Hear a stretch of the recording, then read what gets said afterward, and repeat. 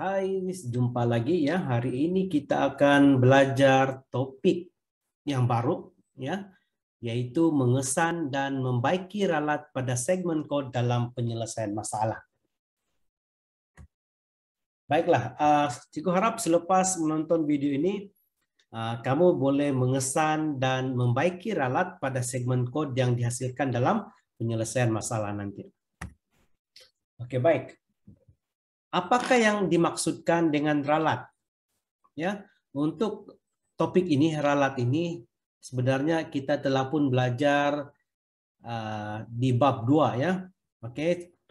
Nanti kita rujuk balik di bab 2, buku teks kamu bab 2, baca balik apa yang dimaksudkan dengan ralat ya.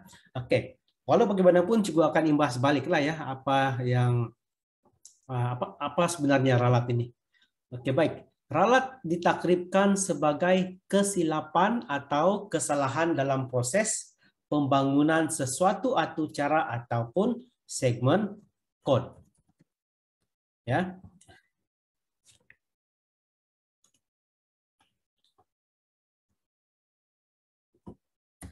Oke, terdapat 3 jenis ralat, yaitu ralat sinteks, ralat masalarian, dan juga ralat logik. Ini adalah jenis-jenis ralat. Ya. Kita akan lihat balik, kita akan belajar balik, imbas balik, apa maksud setiap jenis ralat ini. Oke, yang pertama sekali, oke, untuk sebelum itu, untuk mengesan ralat dalam sesuatu coding itu ya, kita ada 2 jenis teknik semakan ya. Yang pertama, teknik semakan meja, dan yang kedua adalah teknik langkah demi langkah. Oke, ini telah pun kita pelajari di tingkatan 1. Oke, ingat untuk mencari ralat ini kita ada 2 cara, yaitu yang pertama teknik semakan meja, dan yang kedua teknik langkah demi langkah. Oke, yang telah kamu pelajari semasa di tingkatan 1. Oke, yang pertama sekali kita tengok kepada ralat sintaks ya. Ralat sintaks adalah kesilapan dalam penggunaan bahasa pengatur caraan. Ya, semasa pelaksanaan atur cara, kesilapan yang menyebabkan ralat sintaks akan dipaparkan dalam bentuk message ralat. Oleh itu, ralat ini seakan-akan kesilapan ejaan atau tata bahasa dalam bahasa manusia. Ya, kalau kamu tersalah kamu tersalah eja, oke, akan menyebabkan ralat sintaks ya. Oke, cikgu ulang balik. Ralat sintaks ini merujuk kepada kesilapan dalam penggunaan bahasa pengatur caraan. Ya, sebagai contoh, kalau kamu buat coding Python tetapi kamu menggunakan bahasa C++ pun akan menyebabkan ralat sintaks. Nah, ini adalah situasi-situasi yang menyebabkan ralat sintaks. Yang pertama, penggunaan sintaks yang tidak betul. Ya, contohnya printf. Ya, kalau Python kamu tulis printf akan menyebabkan sintaks ya, ada masalah. Yang kedua, perkataan diejak dengan tidak betul. Kalau ejak tidak betul pun menyebabkan ralat. Yang ketiga, tertinggal atau salah menggunakan simbol seperti tanda titik bertindih. Ya, salah guna simbol, letak koma, tanda kurung pun boleh menyebabkan ralat sintaks.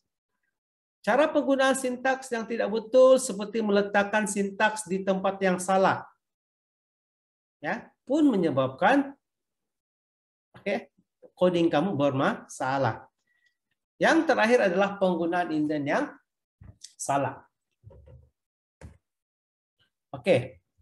Yang kedua, ralat masa larian. Ralat masa larian ini menyebabkan pelaksanaan segmen kod terhenti secara tiba-tiba tanpa diduga. Oke. Berhenti tiba-tiba. Bila kamu buat coding, tiba-tiba berhenti semasa kamu menjalankan ujian ataupun tes run coding kamu ya.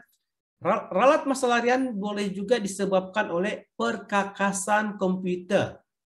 Ya, boleh juga disebabkan oleh perkakasan komputer seperti memori yang tidak mencukupi. Ya, selain itu virus komputer dan perisian yang hasad juga menyebabkan ralat masa larian.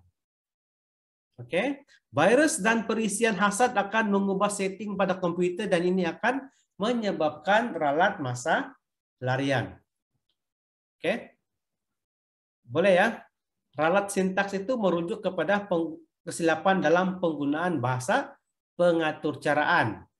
Manakala ralat masa larian pula merujuk kepada kesilapan yang akan menyebabkan atur cara terhenti secara tiba-tiba tanpa diduga apabila kamu melakukan tes run coding kamu ya. Yang ketiga. Oke, sebelum itu ini adalah selain daripada yang cikgu cakap tadi, ini juga boleh menyebabkan ralat masa larian. Yang pertama, pembahagian dengan sifar. Ya. Tidak boleh ya bahagi dengan sifar. Yang kedua, melaksanakan operasi untuk dua pembuluh ubah yang berlainan jenis data. Oke, tidak boleh. Sebagai contoh, data string. Ya, data jenis string dibahagi dengan data jenis float pun tidak boleh ya.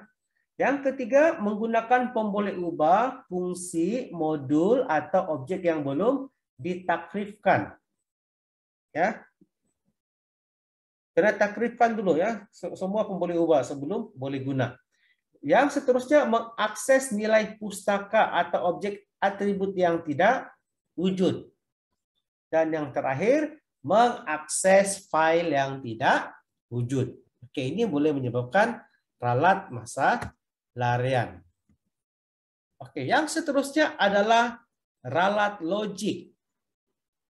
Oke. Ralat logik tidak akan mengganggu pelaksanaan segmen kode yang dibangunkan. Oke, maka tiada paparan message ralat. Oke, ralat logik ini biasanya merujuk kepada kesilapan yang menyebabkan atur cara memberi output yang tidak dijangka. Ya, kesilapan yang menyebabkan atur cara memberi output yang tidak dijangka. Oke.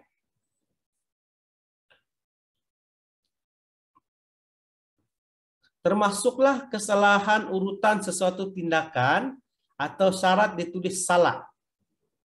Oke, itu juga boleh menyebabkan ralat logik. Oke, biasanya ralat logik ini faktor utama berlaku adalah disebabkan oleh kecuaian.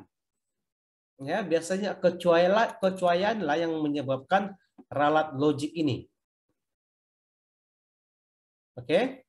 Dan lazimnya ralat logik yang wujud dalam atur cara sukar untuk dikesan karena tiada paparan message ralat. Oke, sukar dikesan sebab dia tidak ada paparan message ralat. Oke, selain daripada itu, ini juga boleh menyebabkan ralat logik. Oke, yang pertama pemanggilan pemboleh ubah yang salah. Penggunaan nomor bulat atau nomor perpuluhan yang tidak betul, penggunaan operator pengendali yang salah, kesilapan dalam ungkapan boolean, penggunaan ruang jarak yang salah. Ini juga boleh menyebabkan ralat logik akan menyebabkan ralat logik. Oke. Baik, setakat itu saja untuk hari ini ya. Cikgu harap kamu paham apa itu jenis-jenis ralat, dan kelas yang seterusnya ya kita akan buat coding ya. Kita akan melihat coding dan seterusnya melalui coding itu kita akan cari masalah, oke, cari ralat, oke, yang ada dalam coding dan kemudian kita akan perbaiki. Ya. Dan cikgu ulang balik, dalam pengesanan ralat ini kita ada dua cara. Yang pertama menggunakan teknik semakan meja dan yang kedua teknik langkah demi langkah. Ya, ini adalah teknik yang kita gunakan ya dalam mengesan ralat. Kedua-dua teknik ini ialah teknik manual yang digunakan oleh pengatur cara untuk menyemak logik setiap langkah dalam pseudocode ataupun carta alir. Oke, ini adalah manual ya. Oke, setakat itu saja untuk hari ini. Seperti biasa, jangan lupa jawab soalan kuis ya, oke. Yang linknya ada di bagian deskripsi. Oke, kelas yang akan datang kita akan melihat ya, kita akan coba mencari ralat yang terdapat dalam sebuah atur cara ya. Nanti kita akan belajar pada kelas yang akan datang. Oke, itu saja untuk hari ini. Jumpa lagi.